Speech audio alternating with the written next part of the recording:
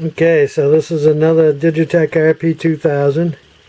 I picked this one up for my brother online for, I don't know, 50 bucks and change. And there used to be a 7-pin stereo volume output control there.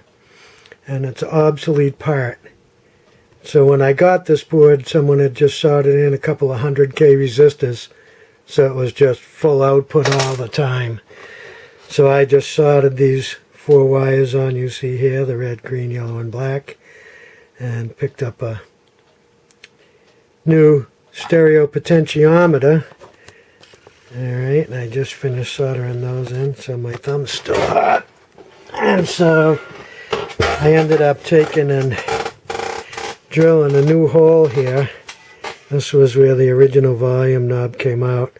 So I drilled this out so I could screw the pot in. This top hole you see here is just for the alignment tab on the potentiometer so it doesn't spin around. So I'll put this all back together now and put that potentiometer in, then just solder up those 4 contacts onto the potentiometer, and we should be all set. We'll give it a test, see how it goes. So now my brother will have a RP2000 just like mine and be able to create all the same kind of sounds. He'll be loving it.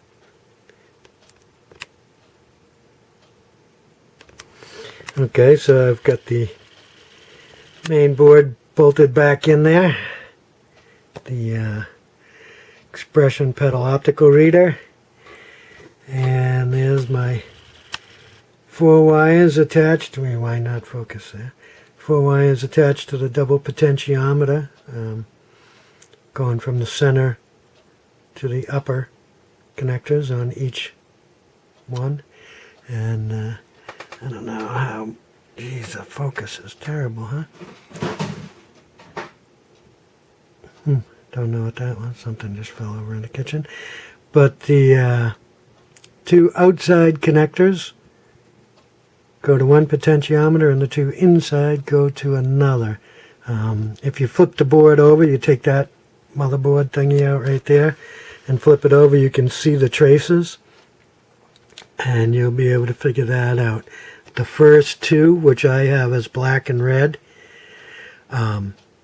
we'll call those the center or wiper for each side, and then the next 2, or you can skip every other one, they're tied together, are the potentiometer side, we'll call it the high side of the connectors on here. So I guess the volume output things cracking and breaking is an issue. I saw a couple of things online where people were talking about that, but the part is obsolete. So if you get 100K stereo volume control and wire it like this, it should be okay. So on that note, I'm going to button this up and plug it in and try it out. And we'll come back and okay, so this is the Digitech RP2000 that I picked up for my brother. Got it off eBay, 50 bucks and change with no power supply, untested. And so when it showed up, it had no output, volume control, level control, whatever you want to call it. And somebody had just soldered in a couple of 100K resistors in there. And so what it takes is a 7-pin stereo 100K potentiometer that's obsolete now. So I just bought a package of them and hardwired this in, which I showed in one of the earlier videos. And so now that works okay.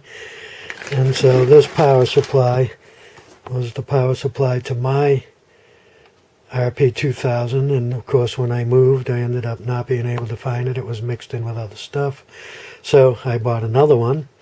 So I give this one to him along with this thing, set him up with a couple of 1/4 inch to RCA jacks for the output so he can hook that up to his Macintosh amp. Stereo headphone reducer jack so he can plug his earbuds into that and practice quietly. And so now he's got all the cool effects, and I just finished doing that during the rain of this nor'easter that just came in. So that's all set, and he's going to pick that up today.